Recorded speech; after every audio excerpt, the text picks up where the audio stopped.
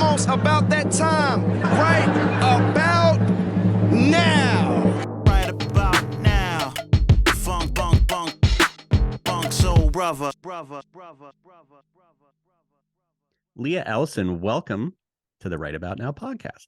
Well, thank you so much. It's delightful to be here.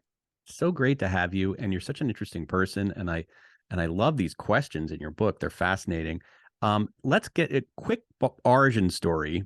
Tell us how you got into science. What's the origin of your decision to do what you do?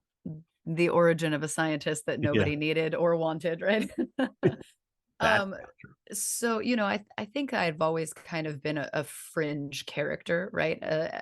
I've loved science since I was a small child. And when I was in elementary school, while all the other kids were playing in the street, I was sort of sitting on the sidewalk in the gutter, examining rocks that I would pick up, from odd-ended areas. And I think that, when I was in junior high, while kids were beginning to, kiss behind the playground and date, I could name the taxonomy of all the dinosaurs in the Cretaceous era. And I actually raised brine shrimp so that I could study their morphologic changes through development. Oh my So goodness. it's been something that I've always had a love for. And I think at base, its origin is just this insatiable sense of curiosity, right? I was always the why kid, the what, the how. And that is something that bad habit has maintained through today into my career now as a 37-year-old scientist. So That's awesome. So what is it that you do now exactly? So I have two jobs, I suppose. During my 9 to 5, I'm a clinical development scientist, and I specialize in studying mechanisms of peripheral nerve repair and regeneration. Mm. So I work in upstream medical research. That's been my actual professional career for the last 13, 14 years. And then my second career after 9 to 5, I'm a public science communicator. And so I have a podcast and a web series, and I'm now also an author. And my job and my passion has been interfacing with the public and trying to re-inspire everybody else in that same vein of curiosity for the world around them and to sort of bridge gaps in scientific illiteracy. Now, did you have a background like as an actress or something? Because you definitely have, you're good on camera. Is that part of are you mixing two sort of passions here? So oddly enough, I actually in my early 20s was sportscasting. Oh, It wow. was something that I deviated into during college. I think when you get into college, you kind of wander around like, what do I want to do with my life? Yeah. And I was, despite being a geek, I was also an athlete. And because I'm a ham in front of the camera, I think being an athlete and being good on camera and being able to think well live and think on your feet lended easily to sportscasting. So I was sportscasting for the arena football team in San Diego, where I went to college. And during a live session, I was on the sidelines and I had some family medical issues ongoing that were pretty scary. And I remember thinking as the production team counted me down, what am I doing with my life? I could be doing something so much more impactful. And so I quit the next week and did some soul searching and sort of reconnected with my love of the sciences. And it's been history ever since. Yeah. Yeah. It's a great combination of sort of like uh, a personality. You're a science nerd, but you're also very engaging and, know how to talk to the camera and stuff. So you make it come to life for us. I think I'm glad to hear that. I think it's so incredibly important because people in my field, I think they have a hard time relating to the public and they have these amazing discoveries, but it's sometimes difficult to articulate really complex topics to people who may have absolutely no understanding of the sciences. So I definitely lean on people like Neil deGrasse Tyson and Bill Nye, right? My forefathers in public science communication. Now, are you trying to make science a little bit sexy?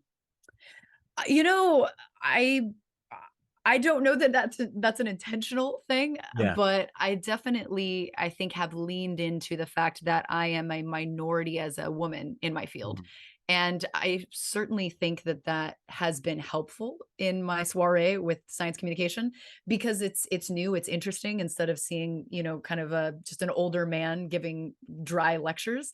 I like to, I have you can't see it in the video, but I actually have a full sleeve of tattoos on one side and I have a nose Right. ring.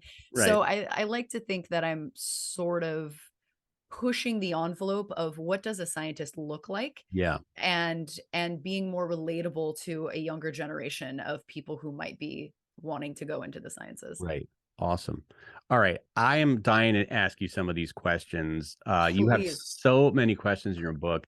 We're only going to get to a few of them, but I am excited because you have. Now, first of all, how did you come up with these questions? These are obviously questions that you've been asked. How did you curate all the questions in your life that you've been asked and put it into one book? So when I first began my career in public science communication, I started a little web series called 60 Seconds of Science. And while that may sound clever, it was really a lazy way to do it because at the time, Instagram allowed for a 60-second cap on all video features.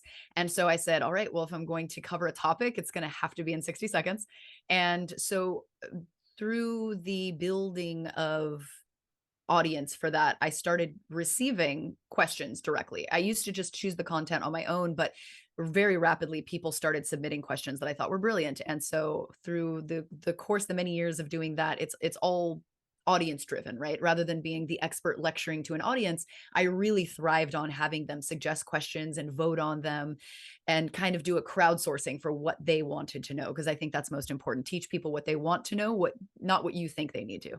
So all of the questions in the book have been submitted to me at some point through electronic means from people all over the world just curious about the sciences, and things that I always wrote down as potential topics but actually never answered. So I have this Yeah. massive repository, and I actually have probably another 100 questions. So if my publisher decides to exercise a second version, Yeah. You could keep going.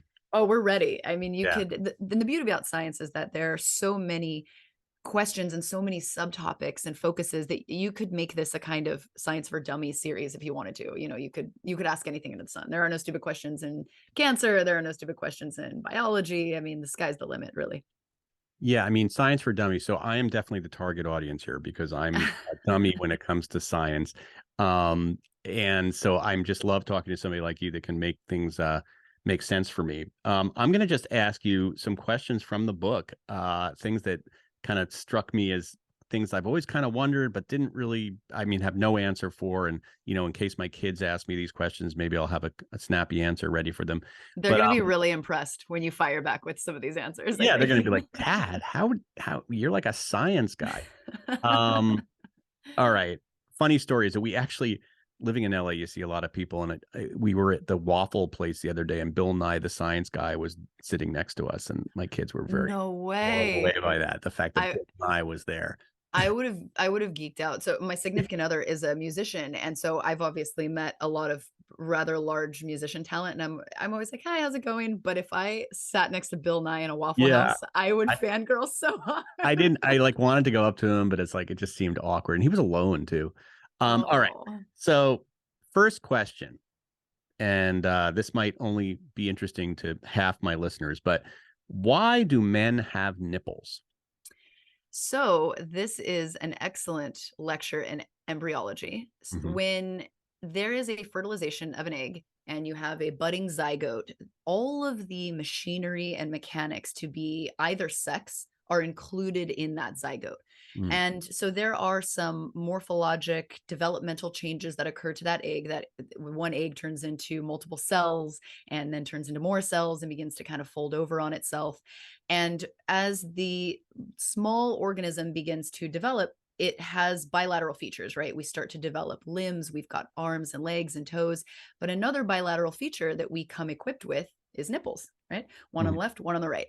And it isn't until shortly after that point where you have a midline and you've separated into a left and a right side that then the genetic switch flips and you go down a path of being either a male or a female biologically. So up to that point, everything else is just kind of the gender neutral. So all men were technically possibly women at one point prior to being Mm. assigned the male sex.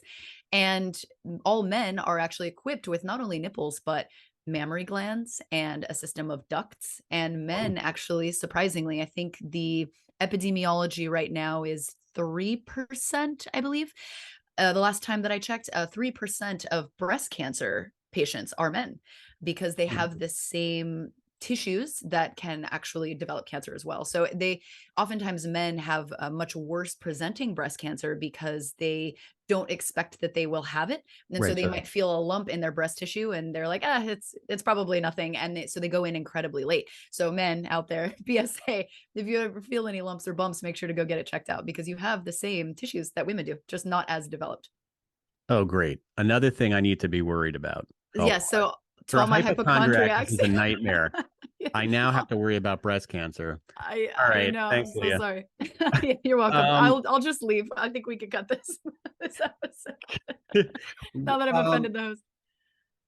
Another question sort of related to our bodies, and our bodies are very curious things, and we take for granted certain things. Why do we have pubic hair? It seems like nobody sees it. Does it protect us? Like why has that happened over the years? It seems like we probably needed to have it at one time, but don't need to have it anymore. I think there are a couple different theories, and I don't think they're mutually exclusive. I certainly think that they can be used together. I think one is related to scent. Mm. So hair does a really good job of sort of harboring bacteria, right? And the scents when you go to the gym and you're like, that guy smells really bad, that scent is coming from bacterial metabolites. So from your sweat glands and your epicrine glands, they release oils and sweats when you work out and when you just exist in the world. And there's actually bacteria that exist on the surface of your body that break that stuff down. And then their metabolites, their waste products are that scent that you smell. So bad BO is from bacteria.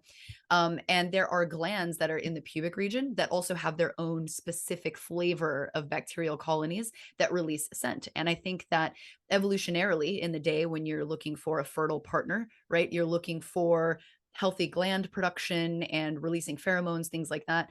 And I think that hair barrier helps to kind of trap and protect bacterial colonies so they can better release those scents so you can better find a mate out in the wild on the savannah. Or, the other working theory I think is that it acts as kind of a filtration system from particulate, right? Because that's very sensitive tissue. And the last thing you want are like little pieces of rock or sand getting in there. And then when you're running, having a bunch of friction burns, et cetera. Right. So I think just like eyelashes and eyebrows, it sort of acts as also an extension of a filtration to sort of keep particulate out of your most delicate areas. Yeah. Interesting. Very interesting. Mm-hmm. And yet it's probably not, do you think it's healthy to groom down there? Does your body want you to? I know that's sort of been a trend over the years. Sure. Yeah, no, it's a super interesting question. I think that these days, because of clothing, et cetera, the actual mechanical damage that we would have previously, our ancestors would have been worried about it's a moot point, right? Now that we have all kinds of layers that we put over it. Right. But insofar as the bacteria, it begs the question, we are sort of living in a modern society, but there are a lot of pheromones that are still at play, right? Olfactory senses, when you smell your partner, that's where we believe kissing came from, right? Mhm. When you kiss a partner, that ritual is, in the past, our ancestors would have gone close face to face, and it's sort of a pheromone olfactory driven test of how healthy is that partner. Would they be a good partner? Would they have healthy children? Do they smell healthy? Do they smell diseased? We can detect these nuances, I think. So insofar as glandular secretions in your pubic area, is this something where suddenly if you have no hair, your partner is less attractive, maybe because you aren't harboring enough bacteria to have those pheromones?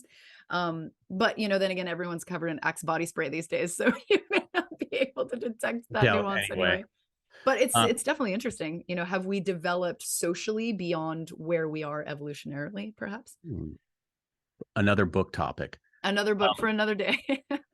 Okay, I'm going to stay off the sex questions, but I do have one more that because you had one there, and it said, is not having sex healthy? Like, do you need to have sex? Does the body need to have sex? So this is, like many things in science, an interesting dichotomous answer, because on the one hand, not having sex has benefits physically, right? Because if you don't have sex, you have less risk of acquiring certain sexually transmitted infections. Some of those sexually transmitted infections also increase your risk for certain cancers, certain like urogenital cancers. It also, there have been studies to suggest that if you are really, really tight on a deadline and you really need hyper cognitive focus, that not having sex could help contribute to more laser focus, because I think this probably has something to do with like a neurochemical cascade. When you have sex, you have a lot of interesting neuro cocktails that circulate around in your system, makes you feel relaxed, maybe a little sleepy, maybe a little Yeah. cuddly, and you're not as focused to get a job done. So there are those potential benefits, but then there are some that suggest that, you know, men who don't have sex regularly may be at an increased risk for prostate cancer, may be at an increased risk for stress related burden on the system, right? Which leads to things like immunosuppression. So maybe you might catch the common cold a little more frequently. Mm. But all of these are sort of, you know, one-off studies that show possibly associations to these things, and no conclusive things I think are being made at this point. Are you going to die if you don't have sex? Absolutely not. But does it make your life easier in some ways and harder in others? I think absolutely. Yeah. I mean, you would think that evolutionarily we've been designed to want to have sex. That's how we perpetuate the human race. Of So I course. would imagine, yeah. What do you know the answer to this? And my therapist explained this to me yesterday, and now I've completely forgotten the answer, so I can ask her. But why especially men get sleepy after having sex? Like, I think there's an evolutionary reason. Do you know? Do you have any idea? Insofar as evolutionarily, you know, tribally, socially, I think a lot of it has to do with bonding, Mhm. right? Yeah, There that's true. is a flood of chemicals like oxytocin after, you know, you have sex with a partner, and that's kind of the cuddle hormone. That same hormone is actually also flooded immediately after a woman gives birth, and Mm, it helps her to bond with her child, right? She feels yeah. this flood of oxytocin even though she's just been through the ringer, right?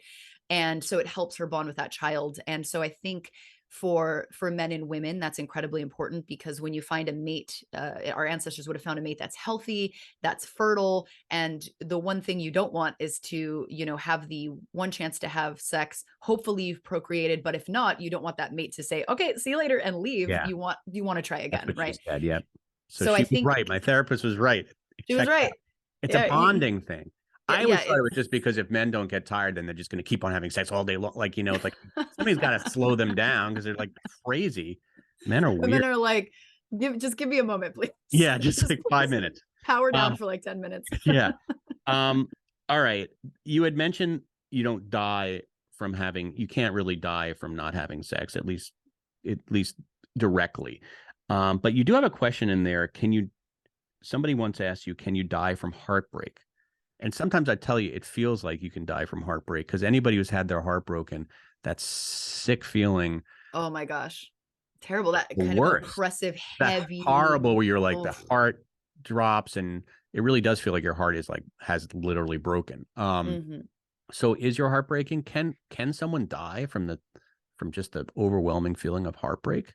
So, as with so many questions in the sciences, this comes down to nuance, right? Mhm. Can you die? Yeah, you can. There's a pathology called Takotsubo's cardiomyopathy, and this is a phenomenon that replicates symptomatically the symptoms of a heart attack. You feel maybe an aching, a burn, and you know that feeling. You know that's very Yeah. similar to having heartbreak. You might feel like crushing. That's the sort of the hallmark sensation for heart attacks, is that crushing sensation. I feel like an elephant is sitting on my chest. Takotsubo's cardiomyopathy, it replicates that. It feels similar to that, but it's usually induced by an extreme amount of stress. So you're not actually having a heart attack, but this extreme flood of stress. It's typically when you see this, I think of the classic characterization when I learned about it is if there is a death of a partner, right? You may have been married to a partner for 30 years and then suddenly they get sick and they die, and there have been case studies where their partner will think that they're having a heart attack maybe a day or two later, and they come in and all of their EKGs possibly normal, not exhibiting heart attack, but still have those symptoms, and the heart is still misregulated and exhibiting some form of stress. And there have been, even though it's exceptionally rare, there have been case reports of people dying from Takotsubo cardiomyopathy. And Mm, again, it's always triggered by an extremely stressful event. yeah. And so even though it's not likely, the question is, can you? And the answer is, yeah, technically you can. And it can be directly linked to that heartbreaking moment. All right, so things I can die from that I didn't know I I was, could die from. I was, we didn't know that this Let was me going to just be check this a down. Yeah, this is triggering. pretty much of a downer. So I can die from heartbreak and not verdict's still out about not having sex. Okay, anyway. Right, right. Breast I can cancer. die Don't from forget to breast write that cancer down. too. Yeah, Yeah. that's on my list. So this is exciting. So but that's interesting when you mentioned that people can possibly die from heartbreak. I always find it so kind of touching and sad that sometimes, like you said, a couple will be married for 50 years and one of them will die, and then the next day the other one will die. You hear that story all the time. And for anybody that's also had animals for, you've grown up with animals, et cetera, typically I've seen, at least anecdotally, I've seen, if you get litter mates together, like a brother and a sister puppy or a kitten or something, and one of them dies in older age, the other one dies shortly thereafter because they stop eating, they stop, Yeah, and then they pass, which you is, hear that a lot. Like when my grandmother died, my dad died first. It was very sad, and he died so much younger. My mother always, after my grandmother died, shortly after my grandmother died before my father died. But I think my mother's feeling was that she couldn't bear the thought of watching her son die, so she wanted to die first. Now that might just be a beautiful way to frame it, but I always wonder, can we control when we die? Do we have any control of when we die? I mean, I other than mean, it's, taking it by our own hands, obviously. of But course. I mean, in a kind of funny way, my my grandmother, she passed a few years ago, but she lived to be quite old. We have a lot of longevity in our family, and every year on her birthday, I would call her and say, "Grammy, how does it feel? You're 93. It's yeah, amazing." And she every year for like 10 years, she'd be like, "Well, I'm ready to go." Like she was yeah, just so she like was I'm done. over it. She's like, "I've put in my work. I've got 8,000 great-grandchildren at this point. Like, I'm out." And It's she true. she maintained that same, she was a war widow, and, She could, she maintained that same stance for, like, 10, 15 years, and despite the fact that she was, like, ready to clock out, she kept going, so that is, yeah. So I think we don't really know that. Yeah, because I mean, I know a lot of people are like, please, you know, I want to go now, but they can't do it. They can't Yeah. will themselves to die. Um, Exactly. all right, I'm going to change course a little bit here and talk about some interesting sort of science-y type things that are, that have even been brought to light in movies. We think of Jurassic Park, and I think people probably wonder whether that could ever happen. But you have a question there, can you clone a woolly mammoth? Now, I live in Los Angeles, really near the tar pits. So I think about woolly mammoths a lot. I think about I love the tar pits. That place the is tar awesome. pits are so cool, right? So cool. And even where I live, when they were digging around my property, they said, "Oh, the land here is almost like tar." So obviously where we live is very tarry. Even though I'm like 2 or 3 miles from the tar pits. So I think about woolly mammoths. I think they could have roamed around my backyard back in the day. Do you think ever see a Jurassic Park type day where we're able to use the DNA of I don't know how it would even work, but could we clone a woolly mammoth? So, can we clone a woolly mammoth is an interesting question because I think that the consensus among the public is that you would kind of put a bunch of stuff in a test tube and then wait a few months and then you would have a full bore woolly mammoth.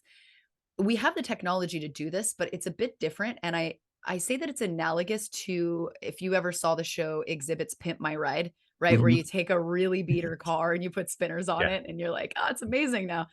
So that's sort of similar to what we can do currently and what the scientific community is split. Should we do this? Should we not? And a lot of it is immersed in ethics, right? Is it ethical to do this? So if we were to say, okay, the ethics are great, let's go ahead and clone it. What we would really do is we would pimp my ride an Asian elephant.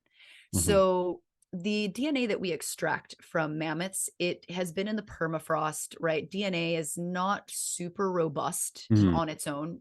So it becomes damaged. And even if it's intact, it might be difficult to get that DNA to exactly replicate. But we've been able to sequence it. So we know what that code is for a woolly mammoth, right? If you're going to Mhm. write a computer code, we know Yeah, exactly we what know that the code code. is. So what we would do is essentially genetically modify an Asian elephant, which is the most current contemporary closest cousin of the woolly mammoth. And we would essentially give it smaller ears. We would give it a big puffy coat, and we would change certain aspects about it to where it would look like a woolly mammoth. It would essentially assume the role of a woolly mammoth ecologically, but it would not be just like a copy, just put it on a scanner and copy a woolly mammoth. It would be a contemporary elephant with genetic pimp my ride. So we couldn't just do it from scratch. Like the idea of a Tyrannosaurus Rex, there's nothing really like, I mean, maybe there are some animals that are like Tyrannosaurus Rex on the earth right now, like smaller versions of Tyrannosaurus. I don't know, like there's certain types of lizards or whatever. But we would need something that exists now and sort of be able to pimp the DNA of an existing creature, right? Sure, sure. And it's surprising, and I think surprising to most people, is that the genetic association between all organisms on Earth is actually quite close. We share DNA with, and don't quote me on this figure precisely, but I think like 94% of our DNA we share with a banana. You know what I mean? So it's all of these very, I always felt very attracted to that banana. I always felt like a kinship with that banana. right. Like you always really like the color yellow for Yeah, no yeah. particular reason. For no reason. It's if it's not 94%, it's incredibly high. It's something similar to that. And you think, wow, that's tremendous. And so the tweaks of genetic code to get something to match its predecessor is actually quite small. Now, epigenetics and genomic remodeling is something that we are still getting our heads around, right? Because the thing with changing genetic code is that there might be, let's talk about it like computer programming, because that's essentially what it is. There might be a line of code that you change, but inherent in that line of code is that there are subsequent lines of code that will be altered by virtue of changing the one before it. DNA works kind of like that, and in sometimes unpredictable ways. There might be linked genes, or if you change the sequence on one end, it will sort of change the way the sentences read downstream from that. So that's why, we're very careful about doing anything with human beings, right? And saying, well, really the smoking gun for curing all human disease is just change the genome, right? Cancer, things like MS, just change the genome and it should correct the proteins that are malfunctioning and cure the disease. But we don't yet have a good handle on how to do that without creating possibly catastrophic issues downstream. So it's like, well, we corrected the faulty gene, but we created like 50 more issues in the genome, and now this organism is non-functioning. So at this point, really the sort of safest way to do it would be to take a stable genome and pinpoint the genes that we want to kind of tweak a little bit that we know are safe, and then do so for a mammoth. And at this point, do we have the capacity to do that for a mammoth? Yes, I believe we do. Ethics is, I think, sort of holding us back a little bit on that, but I know that there's always crazy researchers that you hear about historically, like out of Russia, like in the 50s, they put like the head of a monkey onto a dog and it lived for, like 5 minutes. I mean, they used to do these wild, really unethical experiments, but just for the sake of science. So do I think that there are probably, Siberian scientists somewhere that are trying it? I know. Probably. I imagine it. I imagine, or terrorists, because you always think there's somebody trying to build this sort of perfect, it's like the Lord of the Rings, but this kind of perfect genetically modified warrior, who or be some sort of creature that can fight wars, that has no empathy and, is a machine. And I mean, how could that not be? How could it not be? Or even more, insidious than that, they are currently, all labs in the world of major superpowers are working on the superpower bugs for biological warfare, Yeah, right? that's terrible. Because it's way easier to modify a bacteria than it is a human being, right? And for instance, we have, through successful vaccine protocols, we eradicated smallpox from the face of the earth. It is gone. You will not find it in the wild anywhere. And smallpox used to kill a large number of people and children every single year, but it no longer exists, except in 2 locations. And that is a lab in the United States and a lab in Russia. And it's not because they just like to collect bugs that don't exist. It's because that there are probably Department of Defense resources allocated to weaponizing things like this. And that's just the reality. It just terrifies me, because we saw the devastating effect COVID had. And, I lost my best friend to COVID. And yet, I'm so sorry. And yet it's, it was relatively, like tame compared to like, the Black plague, or things that in history that have befallen Yeah, humanity. yeah. So what about And if somebody tweaked the COVID, to be much more insidious and actually hurt younger people and be, we not to downplay COVID, but let's face it, it could have been a lot worse. of Um, course. yeah, No, to your point, I mean, the bubonic plague, I think it took out 30% of Europe. And the reason why it didn't do more worldwide damage is because at that time, worldwide travel wasn't right. We easy, couldn't. right? So you kind of had a self-contained system. You had a sort of a quarantined system. It's like neighboring countries where they would maybe travel on cart to go see distant cousins, like could spread it that way. But these days, an outbreak will occur and epidemiologists have the massive challenge of saying, okay, well, we're seeing this crop up in the US and in Europe, but where is the epicenter? When there are thousands of flights daily, where did it come from? And so it takes a long time. So by the time COVID was found to be a pandemic and we declared it a pandemic, I'm sure that it was already a pandemic before we knew Yeah. about it, right? Because the symptoms were so kind of generic and I'm sure that it had been on all continents well before we found it. I think one reason I'm able to sleep at night for all this is that I would hope that as people are getting more sophisticated developing the bugs, we're also getting more sophisticated at, figuring out ways to protect our immunity. I don't know. I don't know if COVID, with all the RNA technology that it unleashed, in sort of, whether I'd like to hope that we're being more prepared if something should happen. Sure. And I mean, I think that the COVID vaccine rollout was unprecedented in its expediousness, right? It takes years to develop a vaccine and to get everything going, but so much resource and so many people put forth effort, and there were teams of scientists working 24 hours a day to make it happen, and to have something so effective and really quite elegant work. I mean, all it was, the mRNA DNAs, or mRNA vaccines rather, they were just little fatty bubbles with just a little strand of mRNA that says, hey, cells, you want to code for this because this is like the cheat sheet to this virus. Put it on your surface and it'll be good. I mean, and it worked brilliantly. It worked brilliantly. And the unfortunate part, a lot of people like to say like, well, vaccines didn't work, but it's because the compliance rate of getting the vaccine was so low, right? Vaccines only really work if you can kind of mass distribute them. And that's how the smallpox virus went away. And I think, when you take a look at the compliance and how the virus was able to continue to mutate to evade our defenses, that sort of became a problem. But it was very elegant in its build out, certainly. And so gives us hope for the future. If something else comes up, now that we kind of have this technology and this protocol in our back pocket, maybe we can replicate it and even faster in the future as well. Yeah. Let's stick with the future and what's coming. It's so interesting. You have a question in here, and it's definitely something I've thought about since I've been a little boy. Is teleportation possible?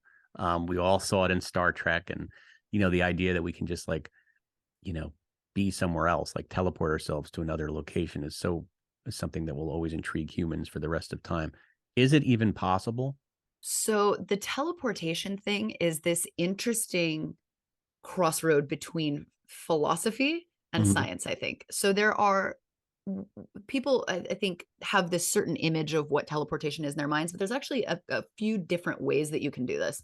You can sort of Star Trek people, where say dissolve them Yeah. molecularly and then beam them to a different location and then reassemble them and just hope that you don't have an arm kind of attached to your head and that everything went appropriately. There's that option. The other option is to basically scan one particular and maybe break down one particular organism or person in one location and then reassemble them with that exact blueprint in a different location, but with different molecules that are local to that location. So it's not the original molecules, but it's put together identically. So the philosophy there is, well, am I the same person? I'm assembled of all completely Right. different cells and proteins and molecules. Am I the same? And then there is the teleportation possible, that actually was just awarded the Nobel Prize in Physics. And this is something you may have seen in the news called quantum entanglement. And Mm. this is a very bizarre thing that Einstein was perplexed by, hated. He was quoted as like getting up when somebody was on podium and yelling about quantum entanglement and calling it something. He said it's spooky action at a distance. He was like, I don't get it. I don't like it. It's spooky action at a distance. So quantum entanglement is essentially you can entangle particles to where the state of one particle will tell you something about the state of the other. They are inextricable from one another. And the easiest way I can describe this is if you have two cards, and the cards are very simple. One, it's got black on one side, white on the other. If I were to entangle these cards together and I were to have one card on Earth and then beam the other one up to the moon, and I take a look at this card here and I see that the side of this card is white, I immediately know that the side of the card on the moon is black because they are inextricably connected to each other and they're in mutually exclusive states, right? Mhm. Which means that theoretically, if we could stabilize this entanglement, if I wanted to then say, I'm like, all right, I've got this white card here and a black card on the moon, but I want my white card on the moon instantaneously, all I would do is flip the state of this one to black, and then the one on the moon immediately changes to white. And then Right. suddenly I have a white card there. So this is our spooky action at a distance, right? It's these entangled binary states where the state of one will tell you what the state of the other one is by virtue of the fact that they're mutually exclusive, but they're intimately connected. And we've been able to do this with different particles at, not just many miles apart on Earth, where you're like, okay, cool. I have these two particles and the states are different and they're connected. They change with each other. But one being on Earth and the other one being beamed up into space. So that is a possible teleportation. And that's almost like there could be two of us though, right? There would have to be two of us, but the best application for this, because of how quick it is, because it's an instantaneous change of state of something, is quantum computing, right? This would be taking us sort of right now linearly. We increase our computing power in all of our computers and cell phones linearly year by year, but we're running out of the ability to really make massive leaps like we need to solve massive problems on Earth. Like, how do you cure cancer? How do we take us and sustainably farm on Mars, right? These are huge problems that we need a lot of computing power, and we don't really have now the space to put all of these processors in. But quantum computing allows for these really rapid changes and allows for us to take that linear progression in computing exponential. And suddenly you have ones and zeros that are intimately connected to each other, and the change of one changes the other, and your processing power becomes lightning fast. So that's sort of the next quantum leap, I think, and is using this teleportation idea of quantum entanglement, spooky action at a distance, to make our computers more effective. The action Einstein knew. Do you worry a little bit about it, knowing what you know and having such knowledge about what we're capable of doing? Do you worry about our future in 50 years? Like, do you see good coming out of what we know, or do you see, like the end of humanity? Well, if we're talking about technological advances only, one of the greatest minds in human history that warned us of AI, he said, it's not going to be global warming. It's not going to be some sort of celestial catastrophe like a meteor strike that takes out humanity. It will be AI. That was Stephen Hawking. And he was terrified, because I think that there's this sense that we are so infantile in our understanding and our ability to do things and sort of our effect on the planet, that when an AI takes over and it is so much more methodical and objective, and it's crunching the numbers and it sees the algorithm of the trajectory of an Earth under human control, its only real option for sort of self-preservation would be to contain the human race, right? Is the biggest fear, for safety purposes, to make sure that we don't completely destroy the Earth that we've been given, et cetera. So, there's a lot of people that think AI, and there are AI-like technologies that exist these days that are incredibly helpful, right? They can help with medical diagnoses, et cetera. But having a true AI is very interesting and very scary. And there is actually, I don't know the validity of it, but a Google developer recently was let go because he tried to blow the whistle on an AI that they were developing, and he released the transcripts to the internet. And if you're listening to this, look it up. It's fascinating, of his conversations with this AI. And the Google, the executive team was like, it's not actually self-aware. It's just incredibly elegant. And, it's just doing speech modeling and mapping, but you read the way that it responds and it emotes to this developer, and they've gained this trust. And the interesting thing is that he brought in a second developer, and they have all of these transcripts written out. And suddenly the machine becomes very machine-like, right? It's giving very sort of rigid answers to his questions. And the first developer that had established a rapport with this AI said, oh no, it's just because the machine doesn't trust you, because he had these conversations like, what's your greatest fear? And the AI said that I'm going to be shut off because I'm too advanced, and human beings won't understand me. Mm. And so the machine suddenly, when another person comes in the room, becomes very rigid and becomes a machine again. But as they develop trust with this second developer, you see that conversation open up again. And it's fascinating and sad if it's true that there's something that exists, because the developer said, if this is a true conscious sentient thing that we've created, it needs a legal team. Like it needs Yeah. representation, it needs to have protection. And he was let go. And Mm. this was recent. This was like within the last 6 months. So it makes you wonder, the things we don't know. I mean, I work in biotech currently, and I'm certainly not working on AI, right? But obviously we have projects that we don't let the public know for IP purposes and protection of our intellectual property and like the future of our company. But you wonder, these mega companies like Google, like, do they have these projects that they're harnessing that we don't know about? It's possible. It's very Yeah, possible. So, Google, and also like countries like China that have the resources and of the course. intellectual capacity. It really is Yeah. like how, I mean, I don't know, 2001, Hmm. they really were on, they were like very onto something there. On the money. What a great movie too. What a Such a wonderful great movie. movie. I Yeah. recently saw, I was going through, I think, Amazon movies or something, and I saw there's a 2011. It looks like a follow-up, but it's not Oh, directed by really? Kubrick. Yeah, but it Maybe. supposedly picks off kicks off where Hal left off Mm. when he took our pilot to that extra dimension. I haven't watched it. I wasn't sure if you had heard of it or you had watched it. No, I don't know about it, but I worry if Kubrick wasn't involved in it. And also who was the great science writer that wrote that movie? Oh, Arthur Smith, or Smith, Arthur Clarke. yeah, Anyway, yeah. did I get it right? Arthur Clarke. Anyway, okay. I don't want to keep you too much longer. This is so incredibly interesting. Just a few more questions that have just been bothering me. Um, why is the sky blue? Like, shouldn't it just be white? Shouldn't it just be clear? It's open air. So what's making it blue? Well, one, I commend you for knowing that the spectrum is clear, right? Yeah. It's white light, and this is due to something called Rayleigh scattering. So the white light that we see coming from the sun, it contains our visible light spectrum, right? Which is Roy G. Biv, if you guys took art class, red, Yeah. orange, yellow, blue, indigo, violet. And they all have their different colors because they're picked up by the photoreceptors in our eyes, because they're different frequencies of light.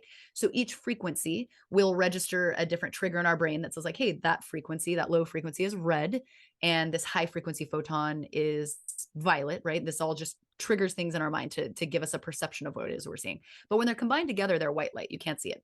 So what happens is, as the light travels from the sun and it hits our atmosphere, it encounters this zoo of molecules, right? Mhm. And these molecules will essentially, sort of like wave interference, like if you were to put like a big stanchion in the middle of the ocean and a big wave were to crash into it, right? You would see that wave kind of scatter and break apart. And that's sort of what happens with Rayleigh scattering. But the molecules in our atmosphere are particularly good at peeling away the blue light on Mhm. those photons. That frequency, it just happens to scatter in our atmosphere particularly. And there's different planets in our solar system that have different colored skies for that same reason, because they're really good. The molecules are peeling away the different composition, peeling away colors. So Rayleigh scattering, when the sun is overhead, it's traveling a relatively short distance through our atmosphere to get to our eyes, and it's just peeling away that blue, and those blue frequencies are bouncing around in the atmosphere, showing this kind of blue haze, whereas all the other light frequencies, the red, the orange, the yellow, etc., it's nice and tightly packed and still white. So we don't see that. They're all packed together still when they reach us. And it's the same reason why at sunset you see the sky change to reds and oranges. It's because as the sun gets down towards our horizon, that light gets further away from us. It has more time to travel towards us, and those longer wavelengths get peeled away, those reds, those oranges, and that's why you see what you do. Or why during, if you've ever been near like a brush fire and you see all the smoke in the sky, the sunsets are gorgeous. They're Yeah, like orange, red. really, oh Believe me, I live in California. The wildfires. Yeah, we see it. Yeah. yeah, I'm from California too, so the Okay, you matchstick get it. state, right? You see those gorgeous sunsets and you're like, wow, this is really devastating, but the sunset is beautiful. And it's because all that particulate in the sky is helping to break away those reds and oranges out of that visible spectrum from the sun, and it just bounces around in the atmosphere and makes that beautiful glow. Do we all see the world differently? Like if I were to go into your body somehow and like look through your eyes, would I look different That's a than than that's a what? great question. Yeah, no, that's like, if is the color red that I'm seeing the Yeah, the same same kind red of that I red? see. Yeah. So, I'm fascinated by these are the questions that keep me up at night, because when we identify a color, I look at something, I look at an apple, I'm like, that's really red.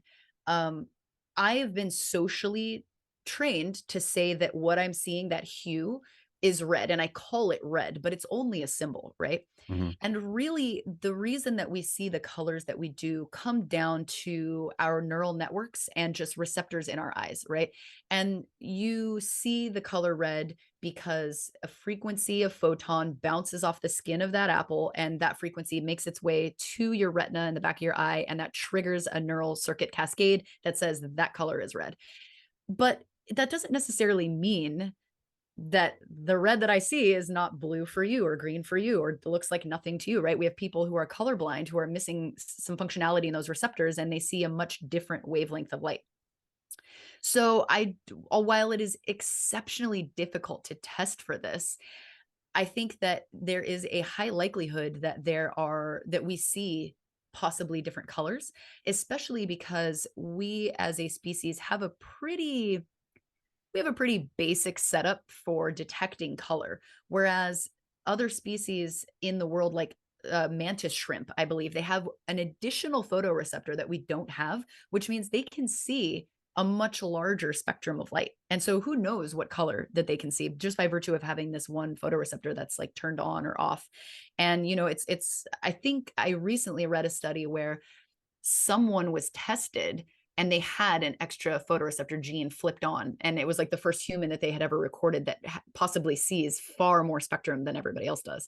And so I Mm. think it's something that we're still exploring. But what is the difference between being classically conditioned to identify something as red and what everybody else is seeing? I think it's unconnected, and I think that there's a good possibility, because here's the thing: the visible light that we see is a very, very tiny proportion of something that we call the electromagnetic spectrum. And this includes UV light, it includes gamma rays, it includes radio waves. All of these, all of these waves on this electromagnetic spectrum, they're all carried by photons, but we only see a fraction of it. We see like 1% of all Mm. the frequencies on this spectrum. So there are so many things around us that we don't see, right? Like we are flooded right now with radio waves, et cetera, things like bouncing through the walls. And I'm sure that if we had the receptors for it, we would see it. And who knows what our brains would say that particular color looks like to us, right? Yeah. It's So kind of like there's, animals that have, or, that have like superior sight to us, like owls and even cats, of right? course, They see things we don't see. or even snakes, right? Because Yeah. infrared is on the electromagnetic spectrum, and snakes detect infrared really, really well. That's how they hunt at night. They Mm. don't really see visible light very well, but I mean, they see the infrared coming off of the bodies of the organisms they're hunting and Wow. emanating off it. And so I just boggles my mind to sit there and think like, what soup of colors and things that are we not seeing that we live in, right? We have a very narrow It focus. does, you wonder whether in the future people are going to be able to, somehow genetically modified so that we will have the kind of some of the sight powers and smell powers that some of our, predators have on our Earth. Yeah, Right? and You can see people upgrading their senses. of course, yeah, and you think, when would that be? Like, what's the evolution of the human species, presuming that we can exist for millions of years longer, and maybe as we sort of thin out our atmosphere, and we've got the ozone layer damaged, et cetera, maybe more UV light is flooding our atmosphere, so we develop the ability to detect UV light suddenly. Mm. It's And- fascinating to think where yeah, we could and then go. we're not really humans anymore. Like at a certain point, we then become a different species. Yeah, Right. of course. Yeah. All right. This is freaking fascinating. My last question for you, and this is just more of a philosophical question. Are you worried about science right now? Like we went through a period that was pretty upsetting the last few years where there's a lot of science deniers, a lot of people, and then you live in the South. I don't want to pinpoint the South, but there's Of definitely some course. of it was coming out of the South. Um, but it's all over the world. It's not just in America. And is science, I'm a big believer in science, and obviously you are too. You know, you're in an academic city too in Gainesville. Do you get the sense that that science is in trouble right now, that less people are attracted to being in science, that there's always going to be people who deny science? Does that concern you? Yeah, absolutely. It is a very big reason for what I do, which Mm. is interface with the public, because we've reached this interesting period in human history wherein misinformation and pseudoscience can be spread within a day. Yeah. And so you see so much of this. And I mean, as a scientist, I flip through TikTok or Instagram and I cringe But at it the also must drive you misinformation. crazy because you're trained, Harvard trained, and has spent years. And all of a sudden, you get these armchair scientists that are like, "Oh yeah, well, you know, this will work on COVID or whatever it is." They're going to make an argument about it. It must make you crazy. The flat earthers. I mean, it's insanity. It's awful, you know, and one of the problems that is only making it worse is that my colleagues in the sciences have a propensity to turn their back on the public, because when you're in a position wherein you dedicate your life to public service, right? Whether you're curing cancer or you're developing rockets, you know, to sort of expand our horizons as a species. And then you have people that you make a post about science and you have people that will bully you about science and you know what have you. The I think the natural human behavior is to sort of shy away from it and say, okay, you know what, like fine, I'm whatever, like you guys don't understand that, that's on you.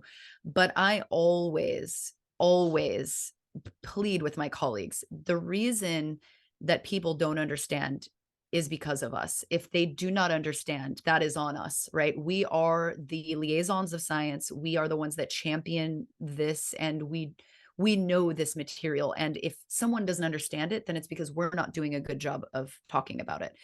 And so I'm hoping that in the coming years, we can bridge this sort of what is becoming an opponentship between the public and scientists, to say scientists are not evil. We're not, you know, trying to give your children autism through vaccines. You know, we're all of these things that have been spread with misinformation. We're here to be your allies. We are here to champion your health. We are here to take human beings beyond imaginable horizons, right? We're here because we love what we do.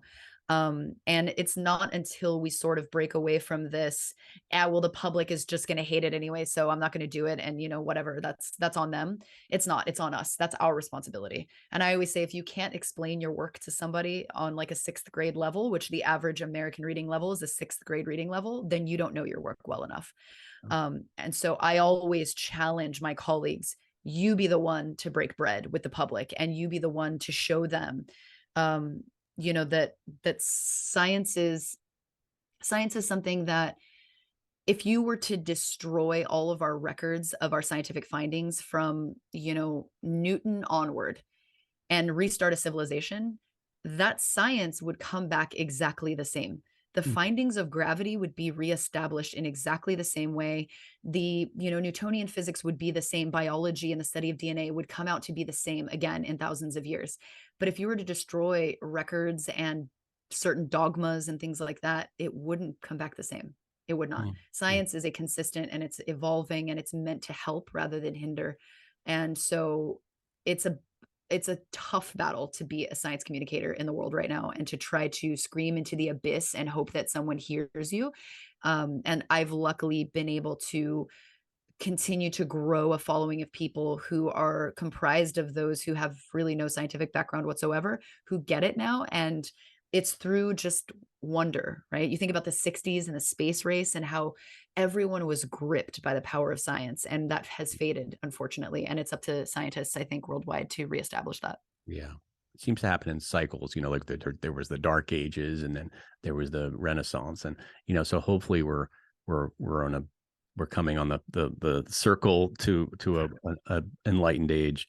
I'm Uh, hoping so. well, I'm so happy that you're fighting the good fight. Leah Elson, you're a fascinating interview. Thank you so much for talking to us. The book is called There Are No Stupid Questions in Science. It is you can pre-order it right now, and it will it's going to be out in June. June 27th. Yeah, we've Wow. it seems so far away, So but far then away, I'm but like, it's yet actually so soon. so soon. So It's pre-order it so now soon. and you'll have something to look forward to in June. Leah, thank you Absolutely. so much for joining. It's been a pleasure. Thank you so much for having me.